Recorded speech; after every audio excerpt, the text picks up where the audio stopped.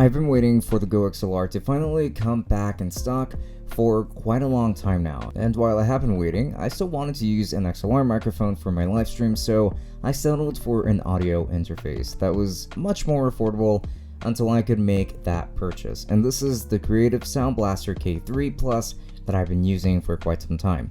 This thing had a ton of potential within its asking price, and for me it fell flat in some ways, but did excel in some others. So let's go ahead and dive right in.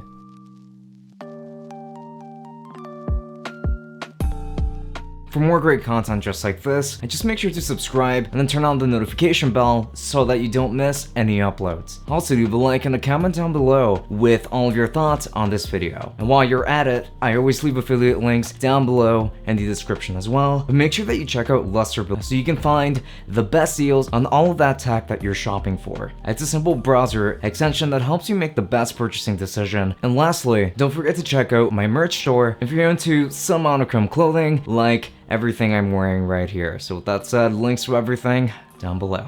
And as per usual, our unboxing is going to be pretty simple. So all that you have to do is just go ahead and open up the box, find the K3 Plus. You'll also find the micro USB cable for data and power, along with some instructions, which is all, again, going to be pretty simple. So let's go ahead and move on to the exterior design of this unit in particular. So the exterior design consists of plastic. This interface is definitely a little bit smaller than I thought it would be, but I am happy about that because it fits pretty much anywhere on my desk, including in this tiny corner spot where you're going to normally see it, which is going to be pretty cool. And it also makes it pretty portable, which is also part of the purpose of this unit in particular. And it's also going to be pretty sturdy, even though it is still going to be built out of plastic, but that's totally fine. And on the top, you're actually going to get this brush kind of feeling to it. So the build is honestly pretty good. I can't ask for too much more for the price, in terms of the build at least. Let's go ahead and talk about the most important part, which is going to encompass the buttons and the ports and things like that. So you're going to find 2 XLR ports,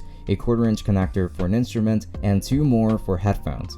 On the back, you're going to find a micro USB port, line in, line out ports, and 3.5mm aux port for your phone, since you can use this on an Android device, for example. And as for buttons, you're actually going to find a knob for adjusting the reverb effect, and an LCD indicator that is showing you what level you're on. And there's also going to be another knob for adjusting the delay of the reverb, and an LCD for monitoring the exact numbers for it as well. There's going to be a minor/major switch, and next to these you will find the button for turning on the mixing board, and another for turning on effects, 2 more buttons for monitoring your audio, and another for monitoring the effects as well, in case that is something you want to do. Though if you're going to be using them, then you might as well be monitoring them so that you know what they sound like too. On the effects panel, you've got knobs for adjusting the treble and bass of your mic, another for adjusting the mic gain for both ports. There is a voiceover port for muffling the sound coming from your headphones whenever you speak into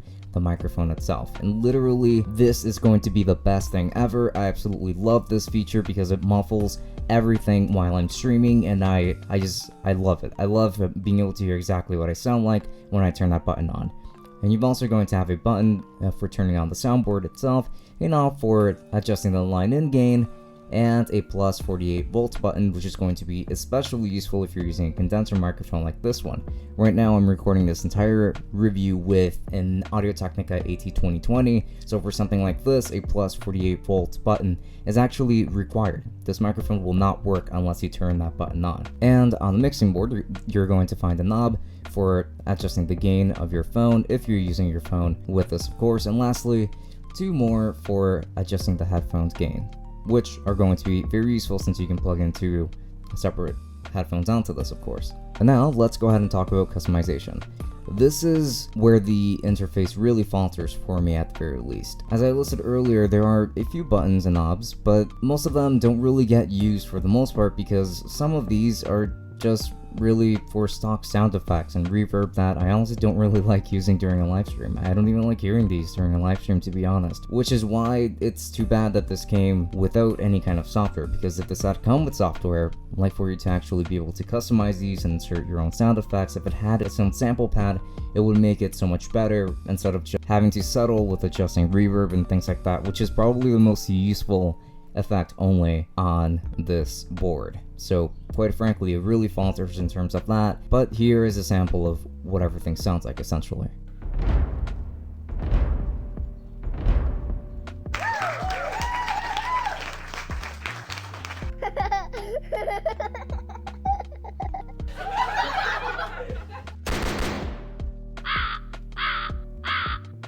And for the reverb, this is what you're gonna get. It's something really annoying and obnoxious like this, but you can adjust it to your heart's desire along with the delay and that kind of thing. But I hate using this, to be honest.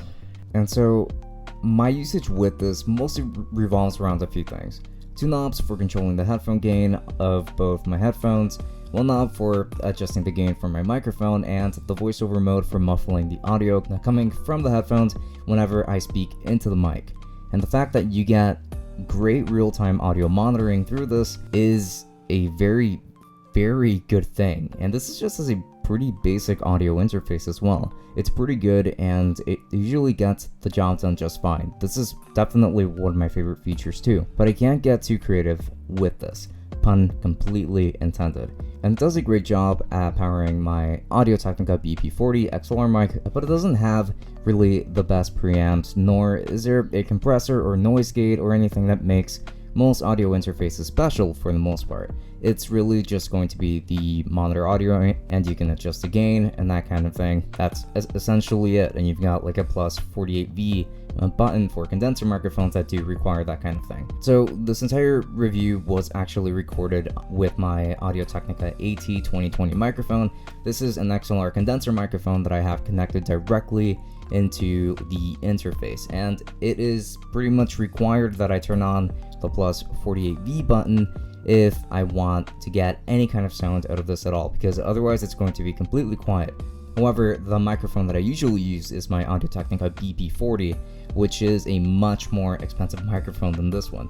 This microphone is only around $100, and the fact that this audio interface can power this is actually pretty cool, and I do appreciate having that plus 48V button for that particular reason. However, if you wanted to hear what it would sound like with a dynamic microphone, for instance, allow me to make that change very quickly. And this is what it would sound like if I were using my Audio-Technica BP40. It honestly does a pretty good job at powering this guy up. This microphone does require more gain in general, but it's not going to be more than this guy, which just in general requires more phantom power. Gain is a little bit different, and this microphone does provide you with enough gain to get the job done, and this is essentially what it would sound like with it. So like, it's fine, the preamps aren't great, but this is essentially what it would sound like. And I do actually have the gain knob turned all the way up for this microphone, and this is essentially the results that I'm getting. I'm boosting it just a little bit in post so you can hear it a little bit better, but that's essentially it for that. Okay, so now we've made it back to the Audio-Technica AT2020, the condenser microphone instead, and from here I'm ready to give you my conclusions. That's pretty much going to be everything I have to say about this product in general.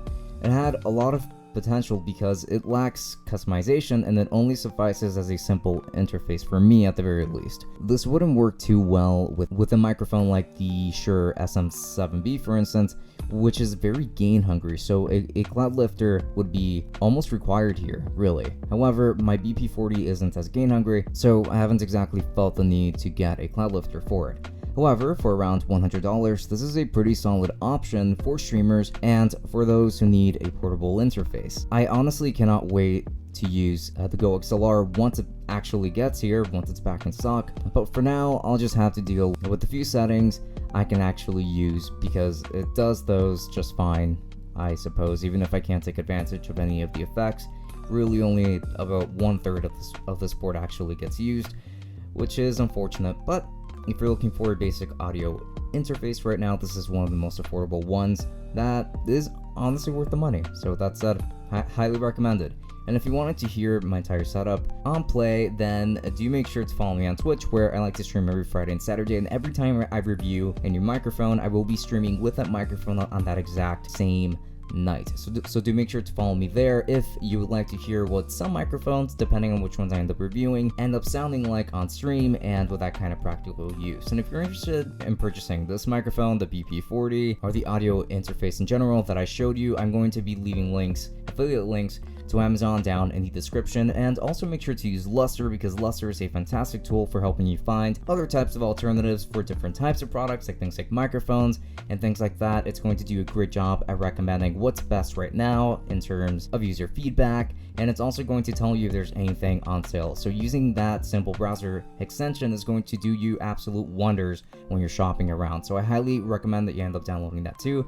If you use any of the links I left down in the description, I get a small commission that helps me run things just a little bit more smoothly, so I would appreciate that quite a bit if you were to use those. And again, make sure to follow me on Twitch, also follow me on Twitter and Instagram in order to get some more simpler, down-to-earth updates along the way for any kind of future videos or things that I'm currently working on. But with that said, I hope that you enjoyed today's video. All feedback is welcome, and I will be seeing you all on the next one.